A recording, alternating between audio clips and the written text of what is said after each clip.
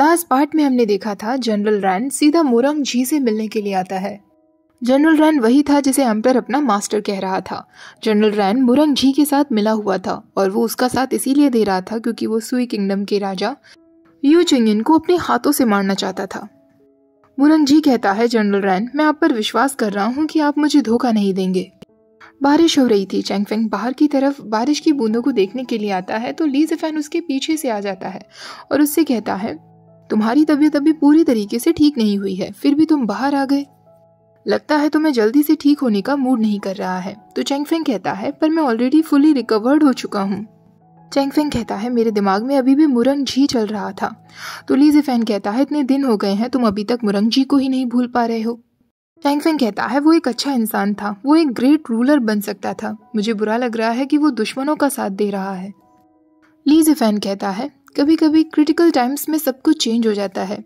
कौन कैसा बनने वाला है हम कुछ नहीं कह सकते, और शायद हम दोनों के साथ भी तो कुछ ऐसा ही है ना। चैंग फेंग कहता है, हाँ ये तो है। मैंने बिल्कुल नहीं सोचा था कि सालों पहले जिस स्वॉर्डमैन को मैंने अपना दोस्त बनाया था आज वो एक राजा होगा। ली ज़िफ़ेन कहता है, अगर मेरे सामने वो हालात ना होते तो मैं शायद कभी भी राजा बनना स्वीकार नहीं करता। चैंग फेंग कहता है, आप राजा बनने के लिए ही बने हैं एम्परर। अब चैंग फेंग कहता है, मेरे जनरल दू शिंग ने लियूस फैमिली आर्मी की मदद से काफ़ी जगह कंट्रोल पा लिया है, पर फिर भी आपके मिनिस्टर्स को लगता है कि हम लोग धोखा देंगे। आप इस युद्ध में अब क्यों स्टेप इन नहीं कर रहे हैं एम्परर? तो ली ज़िफ़ेन कहता है, हम अभी थोड़ा और इंतज़ार करेंगे। चैंग फेंग कहता है, मैं बस उम्मीद करता हूँ कि आप खुद पर बहुत ज़्यादा हार्श नहीं बनेंगे। वहीं दूसरी तरफ सुई किंगडम के राजा यू चिंगिंग की बहन चिंगार को माओशन सिटी लाया जाता है। उसकी नौकरानी कहती है, इस सिटी में मास्टर का एक मेंशन है, कुछ समय के लिए हम यहाँ ठहरेंगे।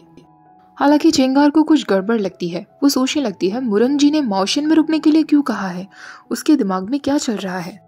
तभी वो कहती है, मुझे याद आया, एक जनरल थे जो मेरे फादर के लिए काम करते थे, वो माओशन सिटी से ही थे। अगर मैं उनके पास जाऊं तो शायद मुझे चैंग फेंग के बारे में कुछ पता चल सकता है। ऐसा कहकर वो अपनी नौकरानी से कहती है, माओशन सिटी में मैं बचपन में रही हूँ तो मैं यहाँ थोड़ा घूमना चाहूँगी। उसकी नौकरानी कहती है, मुझे माफ़ कर दीजिए माय लेडी, पर मास्टर ने साफ मना किया है, आप कहीं नहीं जा सकती। वो उससे कहती है, तुम कौन होती हो मुझे ऑर्डर देने वाली? तो उसकी नौकरानी कहती है, मुझे माफ़ कर दीजिए, मेरे लिए डिफ़िकल्ट मत बनाइए, मैं आपको कहीं नहीं जाने दे सकती। चिंगार सोचने लगती है, मुझे कोई और प्लान बनाना पड़ेगा इससे छुटकारा पाने के लिए। चिंगार जिस जनरल की बात कर रही थी उनका नाम जनरल हे था। मुरंग जी ऑलरेडी उनसे मिल चुका था।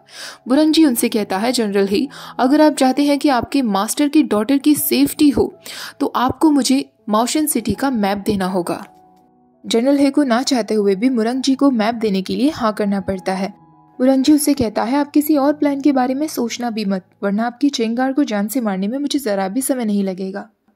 एक बार फिर ली ज़िफ़ेन चैंग फेंग को चेक करने के लिए उसके पैलेस आ गया था। चैंग फेंग उससे कहता है, योर मैजेस्टी, आजकल आप मेरे पैलेस में कुछ ज़्यादा ही आते हैं और यहीं बैठकर केस स्टडी करते हैं। मुझे ऐसा लगने लगा है कि मेरा पैलेस इंपीरियल स्टडी बन गया है।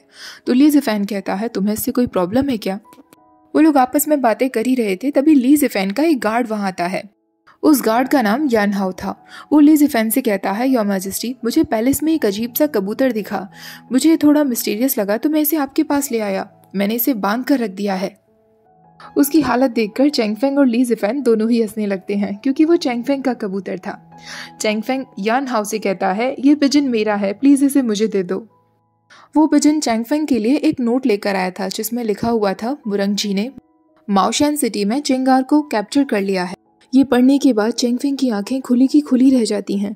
ली ज़िफ़ेन उससे पूछता है, क्या हुआ, क्या युद्ध को लेकर कोई अपडेट है?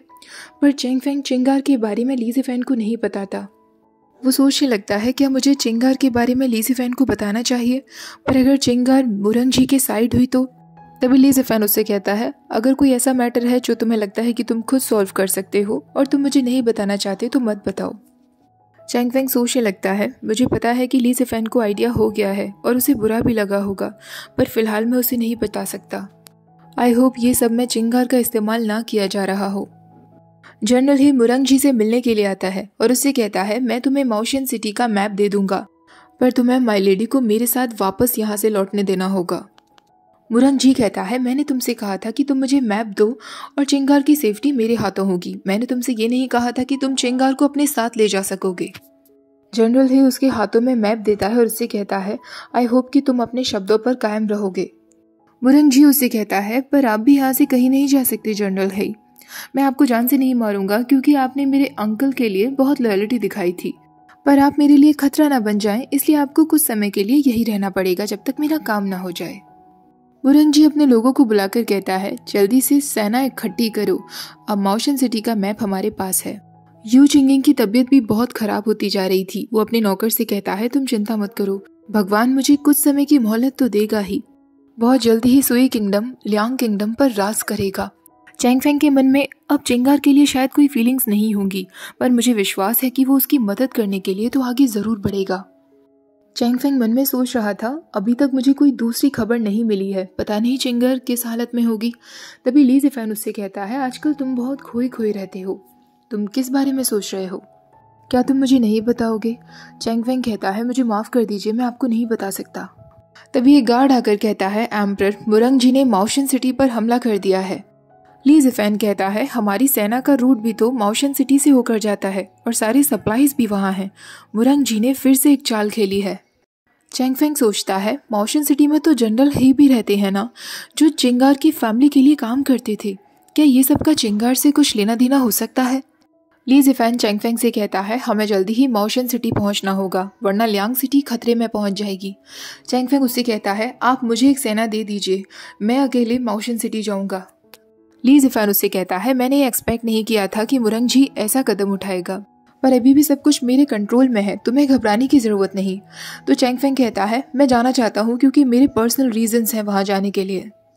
ली ज़िफ़ेन उससे पूछता है, ऐसे रीजंस जो तुम मुझे तक नहीं बता सकते?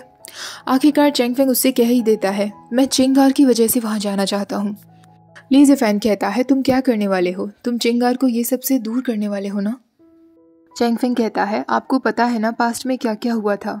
उसके फादर की जान मेरी वजह से गई थी, मुझे उसकी जान बचानी ही होगी, चाहे मेरी जान खतरे में क्यों ना पड़ जाए। ली ज़िफ़ेन उसके मुंह पर हाथ रखते हुए कहता है, मेरी बात ध्यान से सुनो, मैं तुम्हें वहाँ जाने दूंगा, तुम्हारे साथ एक आर्मी भी भेजूंगा, पर तुम्हें मुझे एक प्रॉमिस देना होगा, तुम्हें बिल्कुल सेफ वापस लौटना है, तुम्हें कुछ नहीं होना चाहिए। चैंग फेंग मुरंगजी चिंगार को अपने साथ लिए जा रहा था। चिंगार उससे पूछती है, आप मुझे कहाँ ले जा रहे हैं? तो मुरंगजी कहता है, मैं तुम्हें तुम्हारे एक पुराने दोस्त से मिलवाने ले जा रहा हूँ। मुरंगजी उसे जनरल ही के पास लेकर आता है। जनरल ही उसे सारी बातें बता देता है। तो चिंगार मुरंगजी से कहती है, तुमने मेरा इस्तेमाल किया, मैं तुम्हें छोड़ूंगी नहीं।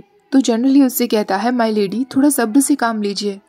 मुरंगजी कहता है, तुम दोनों अब यही बंद रहोगे, पर बाहर मेरे कुछ सैनिक हैं जो यहाँ पहरा देंगे, तुम्हारी सेफ्टी की जिम्मेदारी मेरी है। त्यांग झाओ को जब ये खबर मिलती है कि चैंग फेंग सेना लेकर मॉशन की तरफ जा रहा है, तो वो चैंग फेंग से कहता है, ली ज़िफ़ेन ने तुम्हें अकेले जाने से अलाउ कैसे कर दिया? चैंग फेंग कहता है, क्योंकि वो जानते हैं कि इस बार मुझे जाने से कोई नहीं रोक सकता। चैंग फेंग के साथ ली ज़िफ़ेन ने अपना पर्सनल आदमी भेजा था। चैंग फेंग वहाँ जाने की कोशिश कर रहा था जहाँ पर चिंगार कहती। ली ज़िफ़ेन का गार्ड कहता है, आप नहीं जा सकते, हिज मैजेस्टी ने मुझे ऑर्डर दिया है, अगर आपके एक बाल को भी चोट पहुंची तो वो मेरी जान ले लेंगे। चैंग फेंग को यह सुनकर शाय फील होने लगता है और वो उस गार्ड से कहता है, मुझे खुद नहीं पता कि मेरे सर पर कितने बाल हैं, तो एम्परर को कैसे पता चलेगा कि मेरे बाल को चोट लगी है या नहीं? चिंगार भी अंदर बंद थी, वो भी बाहर बच निकलने का कोई तरीका ढूंढ रही थी। तभी वो देखती है कि खिड़की से चैंग फेंग अंदर आ जाता है। चैंग फेंग को देखकर वो बहुत खुश हो जाती है और सीधा जाकर उसके गले लग जाती है। चिंगार उससे कहती है, तुम अब तक कहाँ थे चैंग फेंग? चैंग फेंग कहता है, सब कुछ ठीक है, अब यहाँ से बच निकलने के बाद मैं तुम्हें सारी सच्चाई बताऊंगा। तभी मुरंगजी के आदमी उन लोगों को चारों ओर से घेर लेते हैं और मुरंगजी वहाँ आता है। मुरंगजी कहता है, चैंग फेंग अब तुम चारों ओर से घिर चुके हो। तभी चिंगार बीच में आ जाती है और मुरंगजी से कहती है, ब्रदर ने मना किया था कि आप चैंग फेंग को जान से नहीं मार सकते। तो मुरंगजी कहता है, तुम्हारा ब्रदर कौन होता है जो मैं उसके ऑर्डर्स को मानूं? चिंगार कहती है, प्लीज़ आप ऐसा मत करिए, मैं आपसे प्रॉमिस करती हूँ कि मैं और चैंग फेंग यहाँ से हमेशा के लिए दूर चले जाएंगे और ये सब मैटर में नहीं पड़ेंगे, क्या आप फिर हमें जाने देंगे?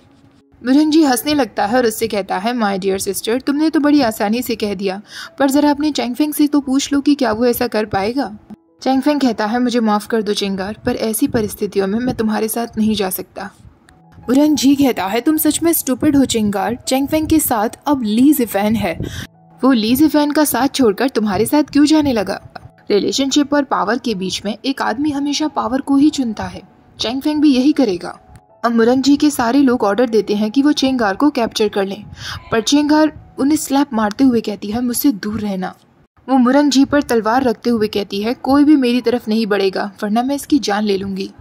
ये देखकर मुरंग जी कहता है चैंग फेंग तुम सच में काफी इम्प्रेसिव हो, मेरी बहन तुम पर जान लुटाने के लिए तैयार है, एक ऐसे इंसान पर जिसने उसके फादर की जान ली थी। ये सुनने के बाद तो चिंगार के जैसे होश ही उड़ जाते हैं। चैंग फेंग कहता है अपना मुंह बंद रखो मुरंग जी। चिंगार कहती है चैंग फेंग क्या ये बात सच है, मेरे फादर की डेथ तुम्हारी वजह से हुई थी? मुरंग जी कहता है तुम्हें क्या लगता है वो तुम्हें बचाने के लिए क्यों आया है? क्योंकि उसे गिल्टी फील हो रहा है पास्ट को लेकर। वो चैंग फेंग ही था जिसने तुम्हारे फादर को सुसाइड करने पर फोर्स किया था। चिंगार कहती है नहीं ये सच नहीं हो सकता, चैंग फेंग के पास कोई रीजन नहीं था ऐसा करने का। तो मुरंग जी कहता है रीजन नहीं था, मैं बताता हूँ क्या रीजन था। चैंग फेंग ने ऐसा इसलिए किया क्योंकि तुम्हारे फादर ने चैंग फेंग की पूरी फैमिली को खत्म कर दिया था। चिंगार कहती है नहीं ये सच नहीं हो सकता। मुरंग जी कहता है तुम्हारे फादर ने लिू चैंग फेंग के डैड को साइलेंस कर दिया क्योंकि उन्हें पता चल गया था कि तुम्हारे फादर सीक्रेटली क्या प्लॉट कर रहे हैं। चिंगार कहती है नहीं मेरे फादर ऐसा नहीं कर सकते। मुरंग जी कहता है वो बहुत कुछ कर सकते हैं, सिर्फ इतना ही नहीं, तुम्हारे फादर ने अपने खुद के बेटे यानी तुम्हारे भाई तक की जान ले ली थी। तुम्हारे फादर को सियासत चाहिए थी, वो राजनीतिक मामलों में इतने ज़्यादा पागल होते जा रहे थे कि अपनी फैमिली को भूल गए। सालों बाद जब लिू चैंग फेंग को इस बारे में पता चला कि तुम्हारे फादर की वजह से ही उसकी फैमिली की मौत हुई है, तो उसने तुम्हारे फादर को फ्रेम किया और उन्हें सुसाइड करने पर मजबूर कर दिया। श्रृंगार को जब ये बात पता चलती है तो वो रोने लगती है। वो चैंग फेंग से कहती है प्लीज़ कह दो कि ये सब झूठ है, पर चैंग फेंग कुछ नहीं कह पाता। मुरंग जी अब उसका गला दबाने लगता है तो चैंग फेंग कहता है वो तुम्हारी कज़न सिस्टर है मुरंग जी, तुम ऐसा कैसे कर सकते हो अपनी ही बहन के साथ? मुरंग जी कहता है हाँ हूँ मैं बहुत निर्दयी, पर पावर पाने के लिए निर्दयी बनना पड़ता है। चैंग फेंग कहता है मुरंग जी मैं कसम खाता हूँ कि तुम जो भी कुछ कर रहे हो ना उसकी तुम बहुत बुरी मौत मरोगे। मुरंग जी कहता है चैंग फेंग तुम यहाँ अकेले आए हो, क्या तुम्हें लगता है कि तुम मेरा कुछ भी कर पाओगे? चैंग फेंग कहता है तुमने ये कैसे सोच लिया कि मैं यहाँ तक अकेले आऊँगा? तभी मुरंग जी के पास उसका एक आदमी आकर कहता है मास्टर चैंग फेंग की आर्मी ने गेट पर हमला कर दिया है, वो सब लोग इसी तरफ बढ़ रहे हैं। मुरंग जी कहता है चैंग फेंग इससे पहले कि तुम्हारी आर्मी यहाँ पहुँचे मैं तुम्हारी जान ले लूँगा। वो अपने सारे सैनिकों को चैंग फेंग पर हमला करने का ऑर्डर देता है, पर उन सब सैनिकों पर एक बार में ही तीर चलता है और वो वहीं की वहीं मर जाते हैं। वो तीर ली जिफैन ने चलाए थे। ली जिफैन वहां आ चुका था। ली जिफैन चैंग फेंग को तुरंत अपने पीछे खींचते हुए कहता है तुम ठीक तो हो ना? चैंग फेंग उससे कहता है आप एम्परर हैं, आपको ऐसी डेंजरस सिचुएशन में नहीं आना चाहिए। ली जिफैन कहता है और तुम्हें भी नहीं आना चाहिए, पर फिर भी तुम आए ना, तुम आ सकते हो तो मैं भी आऊँगा। दूसरी तरफ चिंगार मुरंग जी के हाथ पर बहुत जोर से काट लेती है, पर मुरंग जी उस पर तलवार चला देता है और वो वहीं घायल हो जाती है। चैंग फेंग तुरंत उसके पास भागते हुए आता है। ली जिफैन अपने आदमियों को मुरंग जी के पीछे भेज देता है। चिंगार को पैलेस लाया जाता है। डॉक्टर उसे चेक करने के बाद कहते हैं उन्हें बहुत गहरी चोट आई है और वो कोमा में चली गई हैं। ली जिफैन पूछता है क्या वो कोमा से बाहर आ पाएगी? तो डॉक्टर कहते हैं अभी ठीक से नहीं कहा जा सकता। ली जिफैन सोचने लगता है आई होप कि चिंगार जल्दी ही ठीक हो जाए, वरना चैंग फेंग ये बात बर्दाश्त नहीं कर पाएगा। चैंग फेंग की सिस्टर अंदर आती है तो चैंग फेंग चिंगार के पास बैठा हुआ था। वो उससे कहती है ब्रदर ऑलरेडी आपको 3 दिन हो चुके हैं, आप यहीं पर हैं, आप सोए भी नहीं हैं, अब आपको यहाँ से चले जाना चाहिए, मैं यहाँ बैठी हुई हूँ। चैंग फेंग कहता है मैं यहाँ से नहीं जाऊँगा, मैं ठीक हूँ। तो उसकी सिस्टर कहती है प्लीज़ आप थोड़ा आराम करिए, और आपके यहाँ बैठे रहने से क्या वो जल्दी ठीक हो जाएगी? तभी ली जिफैन वहाँ आता है और चैंग फेंग की सिस्टर को वहाँ से जाने के लिए कहता है। ली जिफैन चैंग फेंग से कहता है चिंगार के साथ जो भी कुछ हुआ उसमें तुम्हारी गलती नहीं थी, फिर तुम खुद को क्यों दोषते रहे हो? खत्म करती हूँ। वीडियो अच्छा लगा हो तो प्लीज़ वीडियो को लाइक शेयर, चैनल को सब्सक्राइब करना मत भूलिएगा। Thank you for watching, bye bye.